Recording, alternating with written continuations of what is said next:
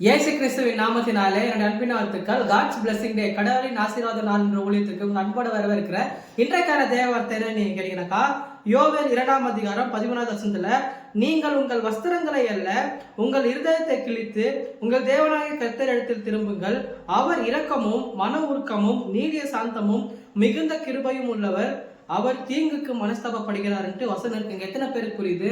நம்மளுடைய வாழ்க்கையில எதுங்க ரொம்பவே இம்பார்ட்டன்ட் கடவுளுக்கு நீங்க கேட்டீங்கன்னாக்கா, நம்மளுடைய இருதயத்தாங்க. தாவீது என்னுடைய இருதயத்துக்கு ஏற்றவன்ட்டு கர்த்தர் சொன்னாரு. தாவீது எப்படி இருந்தார் பிரதர் நீங்க கேட்டீங்கன்னாக்கா, கர்த்தருக்கு பிடிச்சமான காரியங்களை செய்து சந்தோஷத்தோட மனமகிழ்ச்சியோட கர்த்தரை புதிச்சுட்டே இருப்பாரு. ஆனா நம்மளுடைய வாழ்க்கையில நம்ம என்ன செய்யறோம் நீங்களே யோசிக்கணும்.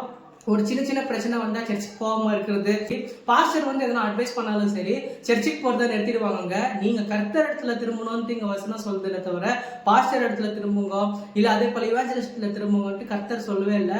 கர்த்தர் இடத்துல திரும்புங்க. கர்த்தர் நீடிய சாந்தமும் மன உருக்கமும் இருக்கிறாருங்க. நீங்க யோசிச்சுட்டு இருக்கீங்க, பிரதர் இல்ல பிரதர், நான் என்னுடைய வாழ்க்கையில நான் செய்யாத பாவமே இல்லை, நான் செய்யாத குற்றமே இல்லை, கர்த்தர் உங்களுக்காகத்தான் மறிச்சாரு, கர்த்தர் உங்களுக்காகத்தான் சிலுவையில மறிச்சிட்டாரு.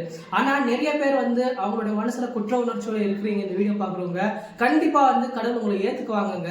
நீங்க உங்களுடைய மனசுல இருக்கிற எப்பேற்பட்ட பிரச்சனையா இருந்தாலும் சரி, எப்பேற்பட்ட போராட்டமா இருந்தாலும் சரி, நீங்க மனிதர் இடத்துல போய் சொன்னீங்கன்னாக்கா மனிதர் இன்னொருத்த போய் சொல்லுவாங்க. அவர் உங்ககிட்ட இருந்து எதிர்பார்க்கறது உங்களுடைய காசையோ உங்களுடைய பணத்தையோ இல்லைங்க. கர்த்தர் உங்ககிட்ட இருந்து எதிர்பார்க்கறது உங்களுடைய இருதயத்தை தாங்க. தேங்க்யூ சோ மச் வாட்சிங். God bless you.